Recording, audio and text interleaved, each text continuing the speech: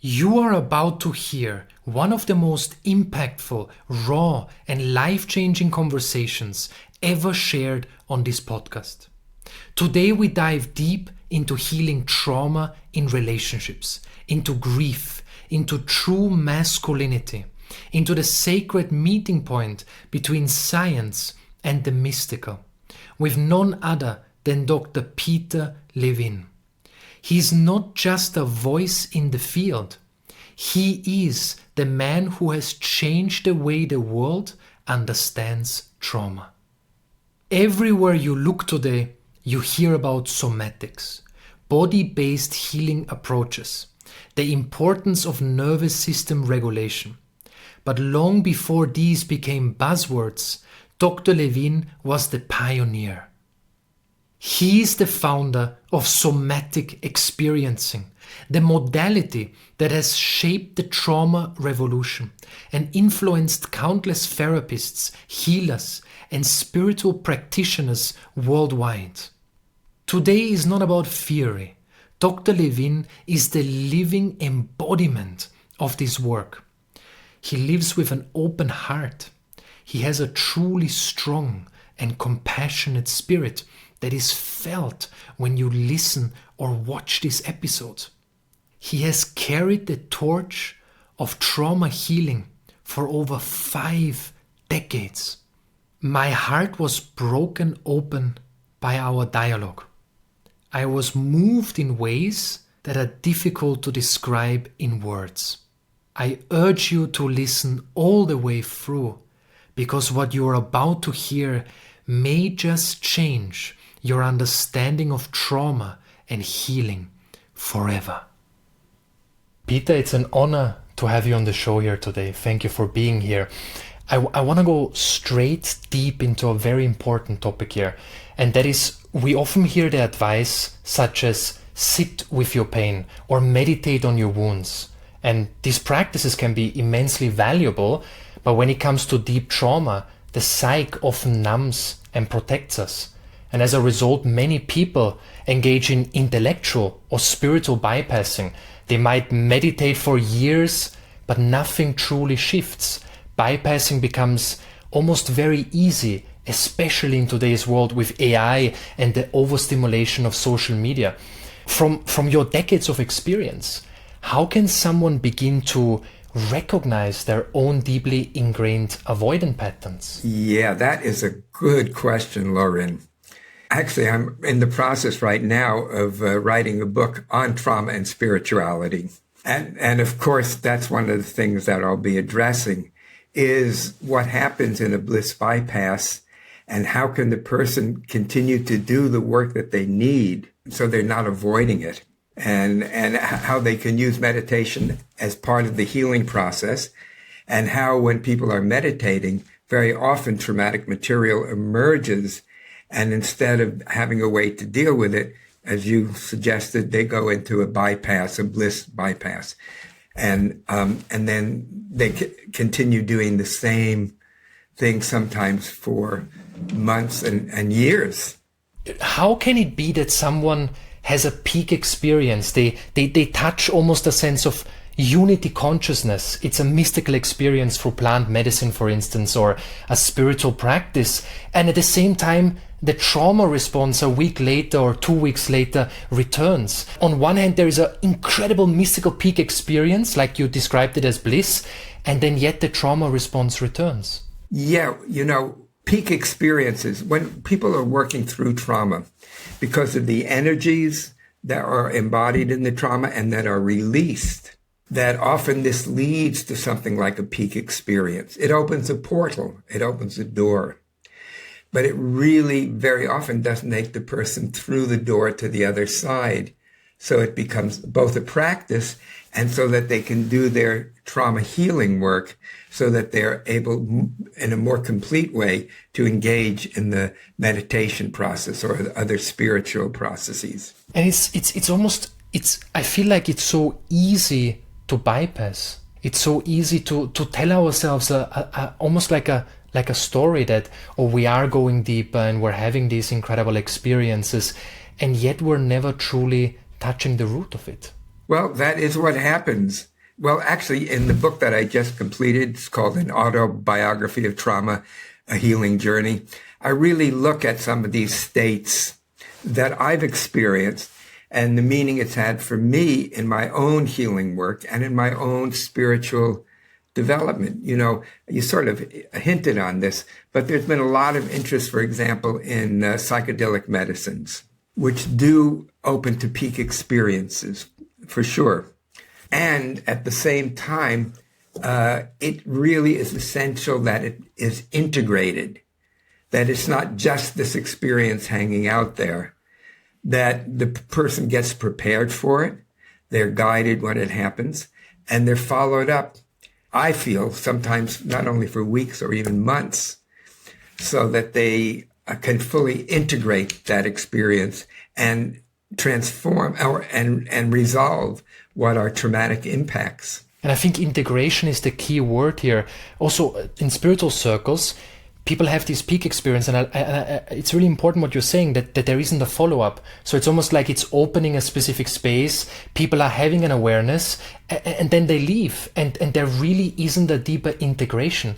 Why is integration so important for the nervous system? Not only is integration important, crucial, but embodiment. Because if you don't have that experience registered in the body, then the experience just goes away. So it's absolutely essential to do some kind of a practice, preparing and following up, that's body-oriented. The book I mentioned, Autobiography of Trauma. So half the people who read the book say, oh, this guy, Peter Levine, he's against psychedelics. And then the other half say, oh, Peter Levine, he's telling everybody to use psychedelics. Well, you know, you can't both be right. And, you know, again, it's about the way that they're used, not just psychedelics, but peak experiences in general, and how important it is not only to integrate it, but to integrate it in a somatic experiencing. So again, I've been offering that kind of guidance to people who are using plant medicine, because I think there are tremendous promises, but there are also pitfalls. And same in meditation. You know, there were a few studies that were done in the last few months that people who meditate very often are worse off after meditating. It's because they run into the trauma, but they're unable to process it. And I believe one of the key challenges here as well is that people are associating healing with that explosive experience, with that catharsis. You know, you kind of imagine a big moment where you release finally all that pain. And what you teach, the path you teach, you speak specifically about slow, manageable steps, the importance of true integration and embodiment. And at the same time, it doesn't, for many people, slow and manageable doesn't sound as exciting as that huge catharsis, that huge release. No, absolutely. I call that titration. So it's one small bit at a time. And each time you move into an altered state, you need to also, again, integrate that altered state into the continuum of experience, of consciousness. I think probably what people often are missing in meditation is that to know when the bliss is coming up, and to know to not be seduced by it, to know that it's actually should be like a little bit of a bell, a ringing bell that tells you that there's work that needs to be done, and not just going into the bliss. And even if you do go into the bliss, believe me, I'm not against having bliss feelings, but if you go into the bliss, you still have to integrate that experience. And I think that's often what's missing. And it's almost like the body does not lie. You can see someone where their body is showing signals that there is deeper pain, that there is an avoidance, and yet they might be saying, but I'm grateful. I'm so grateful. I'm so blissed out. Can we call that a sense of disassociation from the true body's experience? Yeah, I mean, look, let's be reasonable. If somebody's experiencing a lot of pain, emotional, but also physical pain, because trauma often plays out and as physical pain. Of course, you would want to feel bliss. You don't want to deal with that pain. It's very human in a way. But again, if we don't deal with it, it keeps coming up and coming up and coming up until we deal with it, until we authentically transform it, not just by going into bliss or ecstatic states, but in integrating those experiences. In your autobiography, your latest book, you describe surviving a violent assault in your childhood. And you describe that this is an experience that remained hidden for decades, but shaped much of your work later. How did that personal journey of working through that inform the way you came to understand trauma in the body? In a major way. I had started teaching the work to a number of people. And at one time, some very troubling physical symptoms were coming up, and just flashes of images, or they would just come and go. And so I thought, it's time for me to take a dose of my own medicine. There's the archetype of Chiron. Chiron is the wounded healer. And all of us who are in healing work really need to take that archetype seriously, because it is about our responsibility to our clients to do our own work. So anyhow, I asked one of my students, a young woman, if she would sit with me and guide me in working with these symptoms. And in somatic experiencing, we don't go right into the eye of the trauma. We go in again very gradually, but we do it from a place where, I don't want to say it's an opposite experience, but in a way it is an opposite experience. So what came up when my guide was working with me is a memory for when I was about 4 years old. And it was my birthday. And I think in the middle of the night or early in the morning, my parents must have snuck into my bedroom, and they laid the tracks from a model train set underneath the bed out into the room and then back underneath the bed again. And when I awoke, I don't quite even have the right words. I was exhilarated. I literally jumped out of bed and ran over to the transformer and controlled the speed of the train and made the whistle go. And though I didn't have the words for it, in that moment, I knew that I was cared for, that I was loved. And again, it was not a cognitive thing.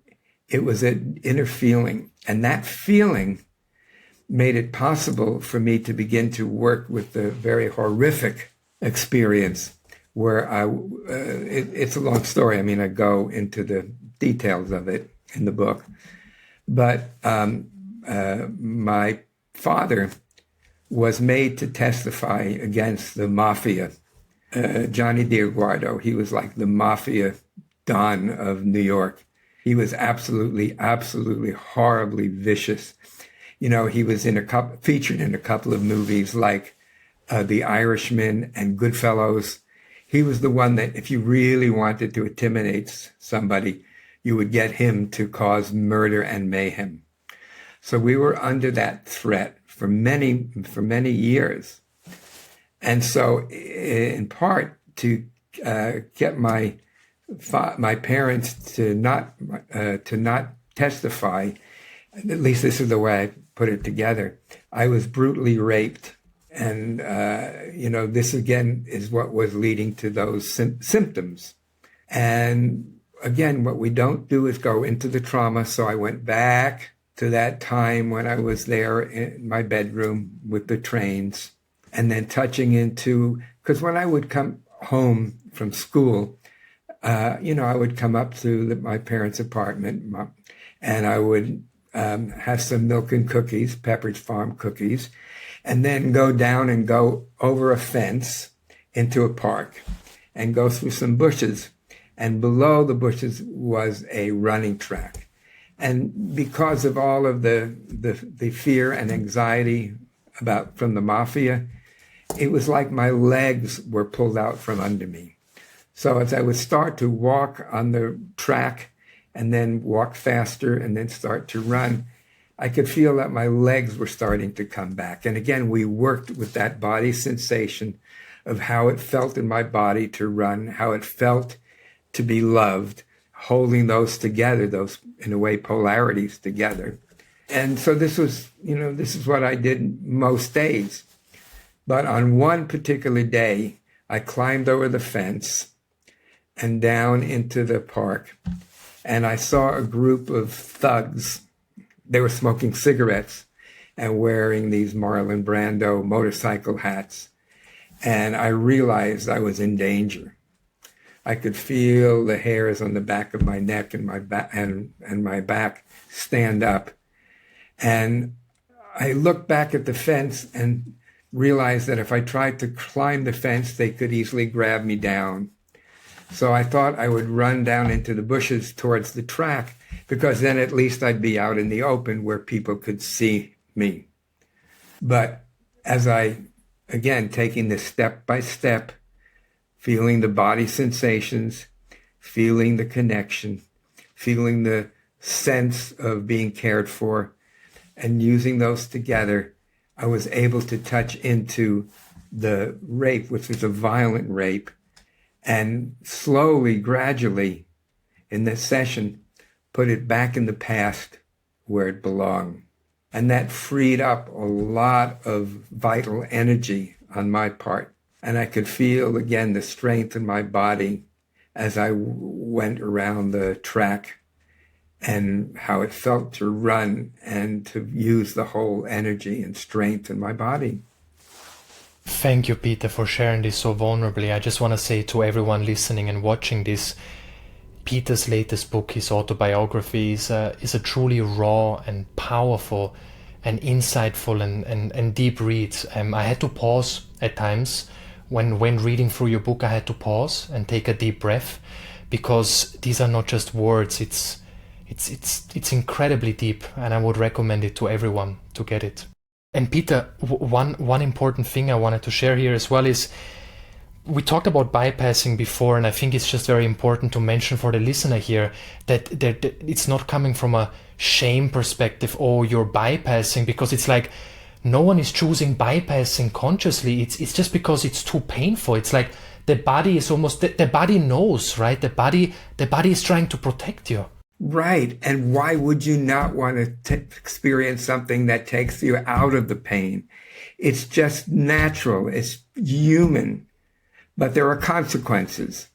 And the consequences are that we continue to repeat those traumatic experiences without resolving them, because the bliss is always there. You know, one of the things I talk about in the book that I'm writing now on trauma and spirituality is people who were very much loved and cherished and cared for as infants, as babies.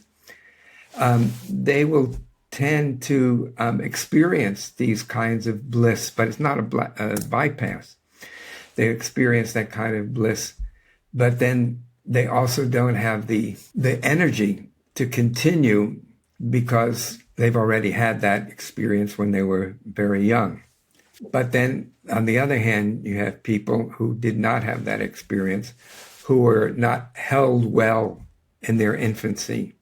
And those people are more drawn to the meditation. And again, this is a topic we've come back to several times, that still, again, not shaming. It's not saying you're doing a bad thing. You're doing what your body, what yourself needed to do, which again is to find a way around that pain.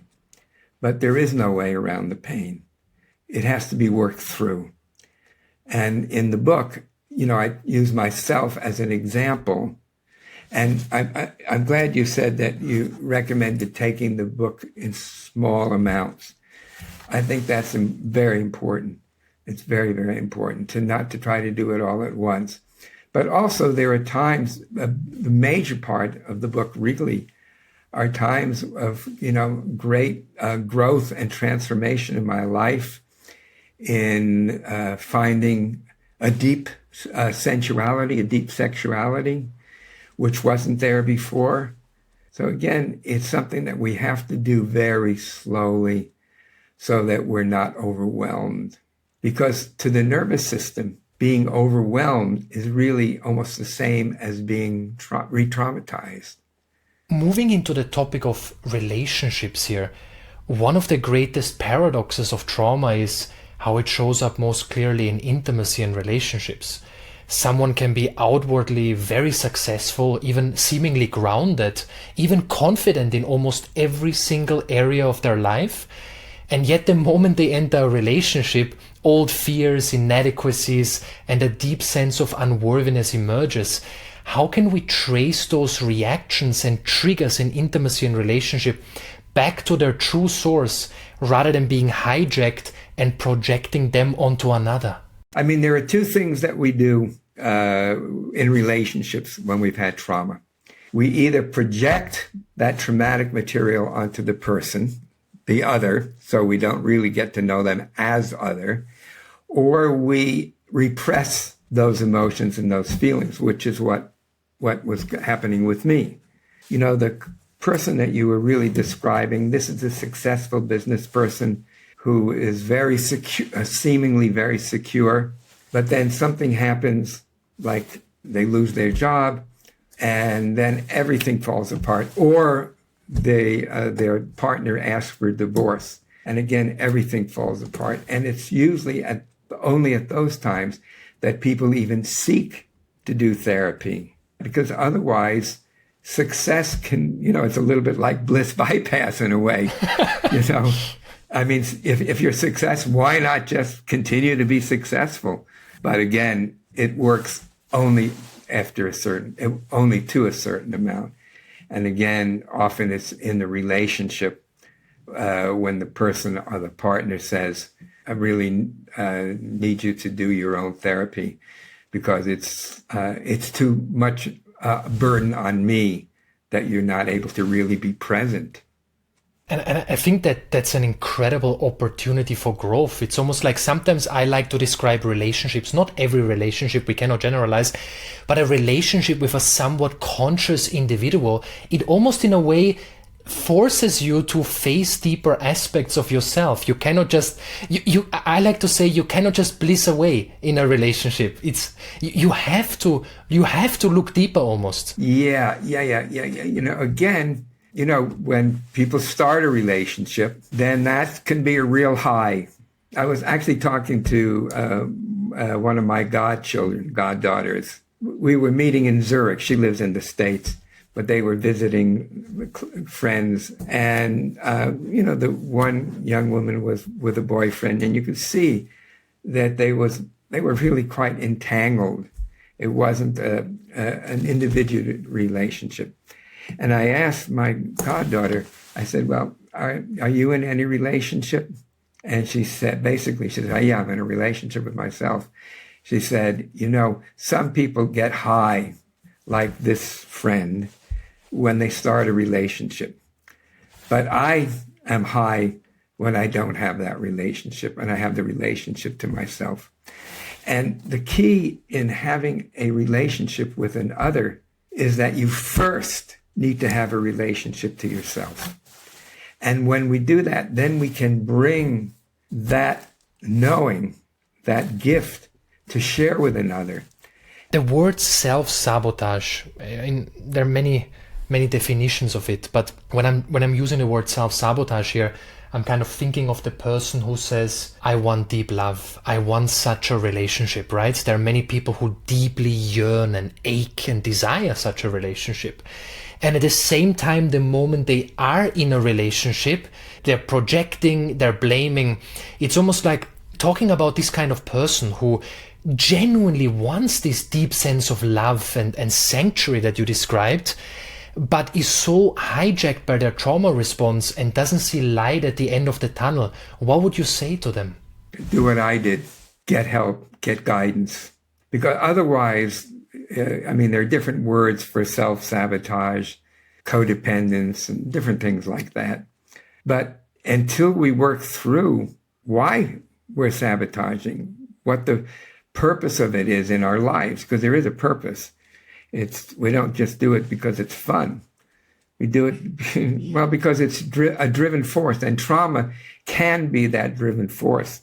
Would you agree with the phrase or the idea that relationships, perhaps more than any other domain in our life, holds the clearest mirror to where our deepest healing lies? Absolutely. I mean, relationship is where we do our healing. I would redefine relationship as a path, a path or a potential opening to our deep inner work. It should be, in a way, it's not easy. It also can be painful, but it has the opportunity for great transformation and ultimately to offer the gift to know our partner, to know them as other, not as projection, but as other. To know them as other and not as projection, to really see them at the deepest level. And to be seen at that deepest level, to see and be seen. I'd like to talk a little bit about grief here specifically. Many people are struggling with grief, and there are many for many different reasons. To kind of begin going into this topic, what would you say about how one can deal with grief somatically? How can one truly process grief at a deeper level? You know, grief is not something that we really can do alone. It pretty well has to be done in community. You know, there's a wonderful book by an anthropologist named Lorin Krenn, and he wrote a book called The Forest People. And these are the Pygmy tribe from Central Africa. And he, as an anthropologist, you know, anthropologists go to so-called primitive people and they study them, they observe what they're doing, and they make a checklist and so forth. But Turnbull, rather, he joined with them and he became part of their tribe, really. And he knew them by their names and they knew him by his name. And when somebody was sick or somebody died close to them, the whole tribe would come together and they would, for all night long, cry together, moan together. And then in the morning, at the break of day, they would go together into the deep forest and would dance in ecstasy. And that's the gift of, if we heal our grief, that we can go into joy, into pure joy. But again, grief frightens us deeply, and we try to avoid it. And it's another thing like trauma. If you try to, it won't do it. It won't work. You can't avoid grief. It's there. It's in the body, and it needs to be. Now, it's not something that you can make disappear. You know, Kubler-Ross did actually a wonderful book called, I think it's The Stages of Grief or something like that, or On Grieving. And she talks about the 5 stages of grief. And I appreciate her work, but there's a problem with it because it makes it seem like when you go through all these stages, then you don't have the grief anymore. Grief is something that's there. It's always there, and it will come up in different situations. But again, as we develop the tools like gentle access and titration, that when it does come up, we're able to embrace it and embody it and work through the grief. And it's not something that will then disappear. I mean, if a child dies, your child dies, that's not something you work through that grief. It's always going to be there. You may find different and new meanings in life, and that can be extremely valuable and important. But the grief doesn't evaporate. It doesn't go away. And I think something that is so elemental about what you just shared is that grief is not just a kind of big experience where we lose someone or we're abandoned. You were talking about the grief of what's happening in the world around us, the suffering of the collective or injustice or the pain of someone else. And it's almost like there aren't many people in the world who are actually first of all, know that this is causing a sense of grief inside them, and even less are actually working with them. So it's so important that you're doing this work. What I'm also wondering is, when we're talking about that kind of this version of grief of what's happening around us, I sense there is also a grief of letting go of certain versions of ourselves where we were, for instance, let's say because of trauma, one displays deep people-pleasing tendencies. They need to be the savior, they need to be the rescuer, they need to be the hero, right? And let's say this is so ingrained that it becomes part of their identity. If you were to ask them as they play it out, they would say, that is who I am. Yeah. You're sort of talking about one mechanism, which is fairly common, is fawning. When we do what we think will please somebody so that they'll like us, they'll care about us. And that's not something that really is sustaining. It's something that doesn't sustain us.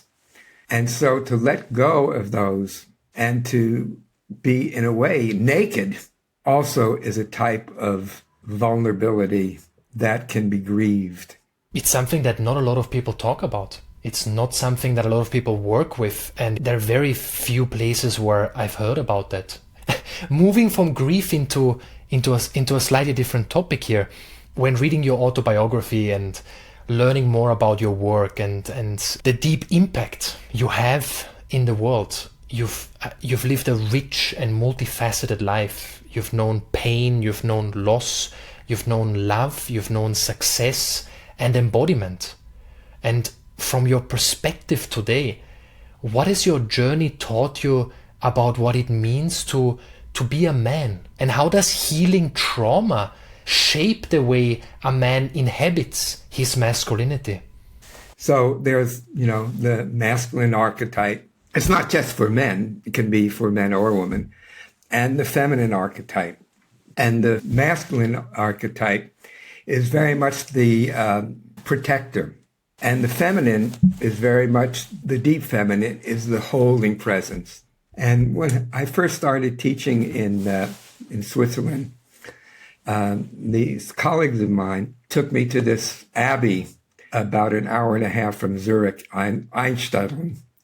And it's the Abbey of the Black Madonna. And I didn't know anything about it. But when I came there and went in the door and saw her holding the baby, the black baby, I fell to my knees and just tears came streaming from my eyes. And it was like she was holding me. So even though I didn't get that much holding from my mother, I felt a deep holding from that feminine archetype. And in different kinds of spiritual and meditation experiences, very often these archetypes will appear.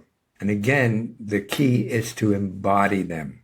The protector, which is the masculine function, and the holding presence, which is more the feminine. Again, it can be men or women that embody either of those, but they are basic human archetypes. I wanted to ask you about archetypes, so it's very powerful that you're talking about this right now. Sometimes I like to describe an archetype almost like a personification of a specific trait or virtue that one wants to embody.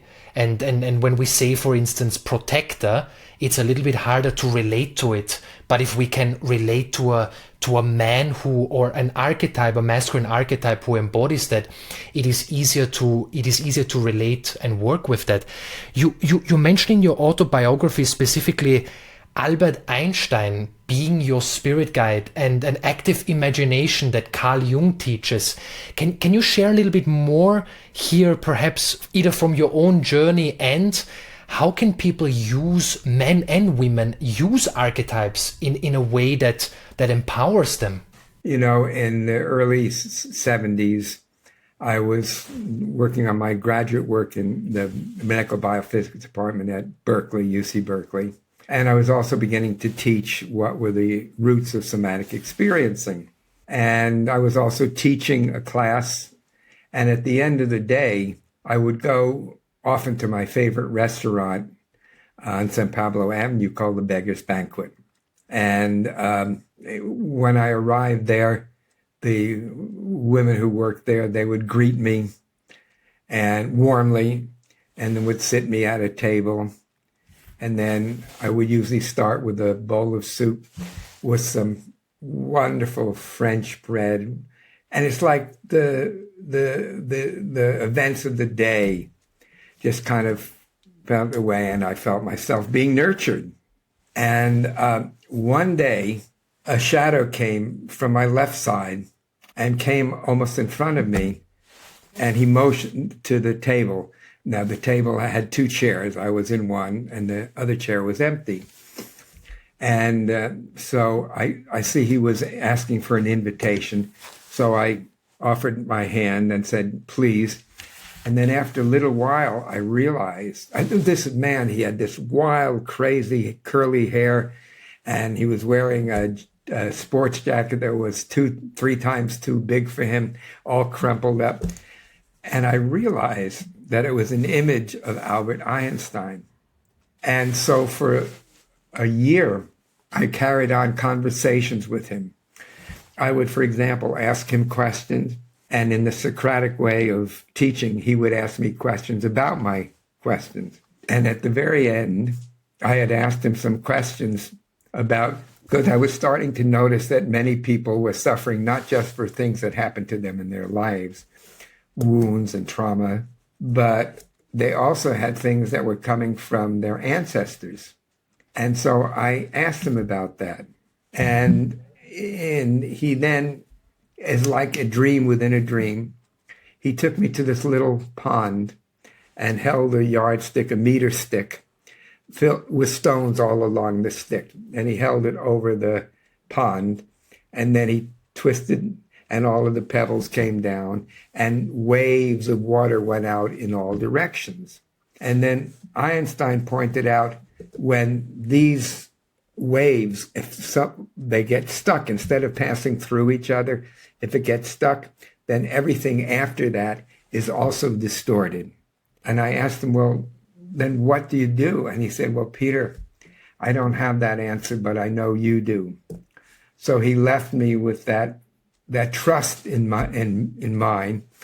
And for many months, I worked with ways to help people who had experienced generational trauma, whether it was from the Holocaust or from slavery, or many, many different possibilities. And so, it was with great gratitude that masculine presence was there to ask me. Now, this is something that I realized was active imagination, that something like that, of course, wasn't really happening, that Einstein he was dead at that time, I think. But anyhow, that he wasn't really there. And so about 35 years ago, I was visiting my parents in New York, and I spent the day going to the museums downtown. And at the end, I was coming back, took the train to 206th Street, walked up the hill to my parents' apartment, opened the door, and the two of them, both mother and father, were sitting together on a couch, on a sofa. But above them, there was a bookshelf. And I happened to notice one book, talk about synchronicity, and that book was standing out a little bit away from all the other books. And I looked, and it caught my attention, and it was Albert Einstein's theory of relativity. So that triggered me to tell my parents, especially my mother, the experience I had with the imaginary Einstein. And she said, and my mother could be quite intuitive, I think. She said, no, Peter, you didn't imagine that. That really happened. And I was stunned. I didn't know what to make of it. And she said, Peter, when my mother, was pregnant with me, 8 months pregnant, she and my father were canoeing on this lake in New Jersey. And the strong wind came up and tipped over the canoe and threw my parents out of the canoe. And they struggled to right the canoe and to get back in, but they were unable to. And they certainly would have perished. But then a small sailboat came along, with an old man and a young woman. And they pulled my parents into the boat into safety, gave them some towels to dry off, and took them to shore. They introduced themselves as Albert Einstein and his stepdaughter. And my mother realized that because Einstein had saved my life, literally, that I would be embodying him forever, that he would become my protector, that masculine force that you mentioned. And again, this seemed incredible, but it was quite credible. And again, my mother, who could be very, very intuitive, she realized this and she shared that with me. And it was a gift. And I think she's also given me a gift. Again, not the best mom in the world, but I think she also gave me the gift of intuition, or imparted to me a gift of intuition. Thank you for sharing that. It kind of reminds me of that no matter what we go through, there is help. Sometimes even help in the unseen realm, help in archetypes, help can appear in so many ways. Peter, you've spoken openly about being semi-retired and aware of having fewer years ahead than behind. I wanted to ask you directly here, if that's okay to ask, does your purpose feel complete? Do you feel a sense of arrival? And what is that experience like for you in this stage of life? When I first started teaching the work in the 70s, I was traveling everywhere in the US and also in the world to try to impart those seeds. I think about the archetype, the story of Johnny Appleseed, who went all across the country, the US, planting apple seeds that would grow apple trees. So to get it out into the world, it felt like a burden on my shoulders. And so in writing the autobiography, I asked myself, have I done enough? And I could answer that in the affirmative. Yes, because we have, I think, about 70 trainers, SE trainers, working in 44 different countries. And they're carrying the work on their shared shoulders. So yes, I could answer the question, yes, I have done enough. It's out of my hands. The other question, am I enough? That was what I set out to answer or to explore in the autobiography. And I consider that still a work in progress. For people who want to learn about somatic experiencing, who want to become a practitioner of it, what's the best way for them to start? Let me give you a website. It's somaticexperiencing, one word, .com, somaticexperiencing.com. And it lists a lot of, like talks that I've given and books that I've written and so forth. And also it connects with the Somatic Experiencing International, which is responsible for doing trainings all over the world, and also to find therapists. Because again, since it's in 44 countries, people can almost always find a therapist, in the country where they live. We're going to link all of this into the show notes, your website, your book. And I have to say, I'm really excited about your new book. When can I expect to get it? Next year, in 2 years? Usually it takes me about 3 years from when I decide to write a book to when I send it to the publisher. And so I've worked on it for a year plus. And, I spent a lot of days together in my apartment and working on the book. And for me, getting back to meditation, writing is a meditation in a way for me. And I very much enjoy it. I mean, sometimes it's a struggle and I'm pulling my hairs out and I'm frustrated and other times it just flows forth. And it's like I'm being held by these archetypes, both masculine and feminine. I really look forward to that because I really genuinely believe and know in my heart that this is extremely relevant. Thank you. Thank you for sharing your presence with us here today. Thank you for listening or watching this episode. I am truly honored to have you here. If you want to learn more about Dr. Levine's incredibly powerful work, just click on the show notes or the episode description wherever you're listening or watching this. Now, if you want to go deeper into my free offerings, I invite you to subscribe to my free exclusive newsletter if you haven't yet. Just go to lorinkrenn.com/newsletter or click on the show notes or episode description. Every Friday, I share deep reflections, teachings, and personal experiences that are only in my newsletter. For us to continue to support you at the highest level, I'm going to ask for just a few seconds of your time. If you can leave this show 5 stars or a thumbs up, if you truly feel that way about it, of course, that would mean the world. Now, 30 or 45 seconds of your time to leave a very short review or a comment about your experience with this show, what you have learned, and specifically how it has impacted you. And if you want to share this with someone who you think can benefit from this, or on your social media channels, these are small ways how you can support us so we can support you and continue to support you at an even deeper and more profound level with this work. Thank you for being here. It is a true honor.